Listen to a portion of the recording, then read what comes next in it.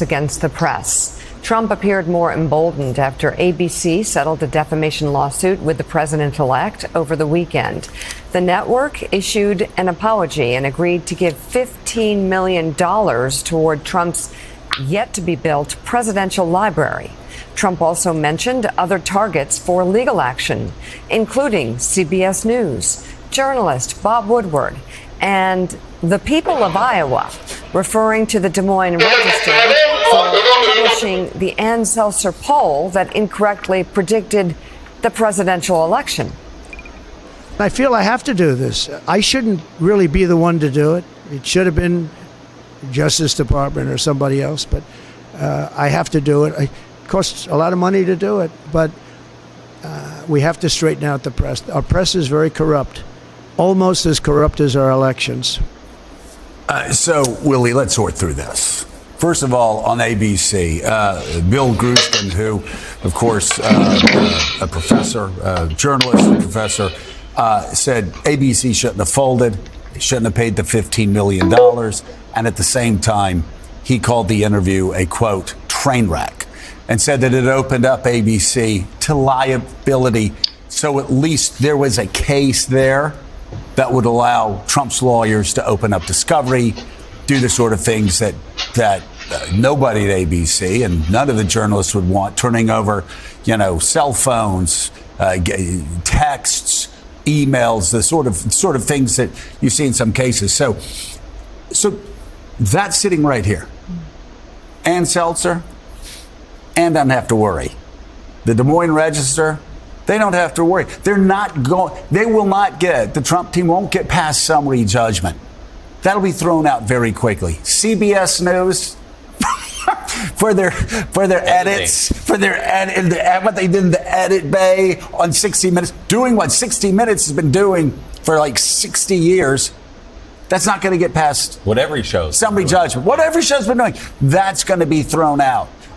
New York Times going to sit there and they go, boom, thrown out. They're all going to get thrown out. There was, as Bill Gruskin and others said, there were mistakes made in that interview that allowed the process to go far enough for discovery to be opened up. Would ABC have won if they had fought to the end? There are a lot of lawyers that think they would have. Did ABC want to put it behind them for a variety of reasons? Yeah. But does that mean Ann Seltzer's going to have to worry about it? No. Does that mean the New York Times? No. Does that mean Bob Woodward and Simon Schuster's going to have? No. I mean, you go down the list, and all of those are going to be thrown out like that. So you can make the threats all you want to make the threats, but at the end of the day, we still have a pretty strong First Amendment, and that ain't going to change in the next 6 months. Yeah, I mean, perhaps Donald Trump and his team are together emboldened by ABC forking over $15 million, but they also know that these are all very, very different cases from the ABC cases. You just laid out all those reasons for that.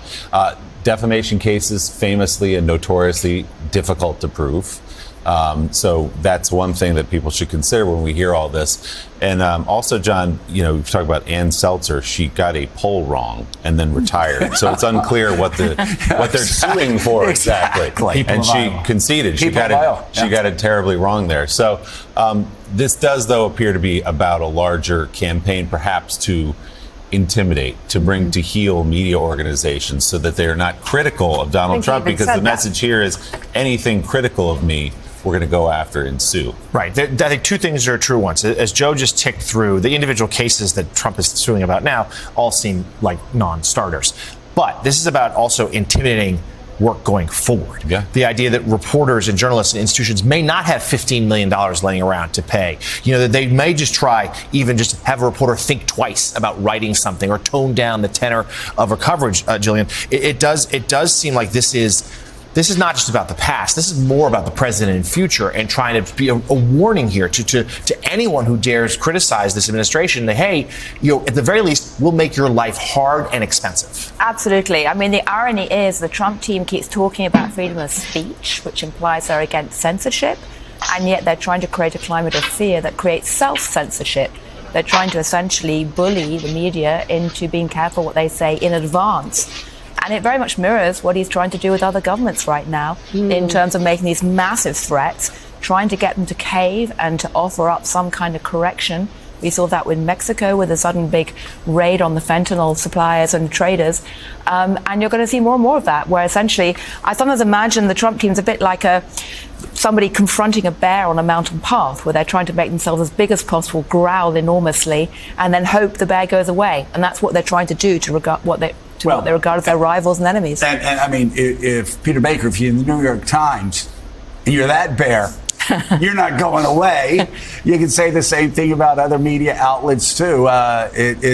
Again, they've tried this before, but the suit against the New York Times, the suit against CBS News, the suit against Bob Woodward, Simon and Schuster. I mean, those cases, don't you think at the end of the day, those cases are going to be thrown out of court?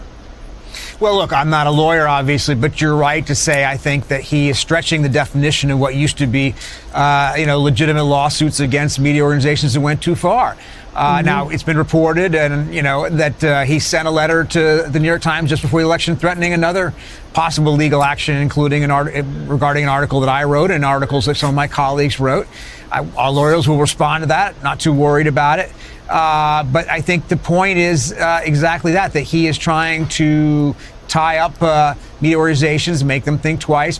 Remember, he sued Tim O'Brien, who used to work at the New York Times, wrote a very good biography of Donald Trump, because Tim O'Brien reported in his book that he wasn't worth as much as Trump liked to believe he was worth. They had an entire lawsuit about this. That's hardly, it's hardly the kind of defamation thing you would normally consider to be defamation, but whatever. It went through the courts. He didn't win. But he later said he was glad he did it anyway, because it cost Tim O'Brien money and time and suffering and all that kind of thing. That's part of the goal. He doesn't have to win in order to do it. The strategy isn't necessarily to win, but to put people on their heels and to pay a lot of legal bills at times. That's not an inconsiderable thing for a lot of news organizations. The New York Times has plenty for our lawyers, but there are a lot of news organizations that don't. And Jillian, I mean, Financial Times isn't going to change their coverage because of a threat of a lawsuit, right? Well, absolutely. We're going to carry on doing what we always do and just try and tell it as we see it and try and understand above all else where the money's going and who's got it and how that relates to the power. So, I think every single journalist right now is in many ways emboldened. And the question really is, does Donald Trump want to make martyrs of the media world? Because in many ways, that would actually not serve him well at all. Right. Well, and that goes for retribution in general. Yeah. I mean, there are a lot of Republicans who think Donald Trump was made a martyr because he sat at a defendant's bench all summer, and that actually made him bigger in the eyes of the public. Does he want to do that to those that he doesn't like? I don't think it makes sense. Chief White House correspondent for the New York Times, Peter Baker, thank you very much, and columnist and member of the editorial board at the Financial Times, Jillian Tett, thank you. Always good to see you. Great to have you back on.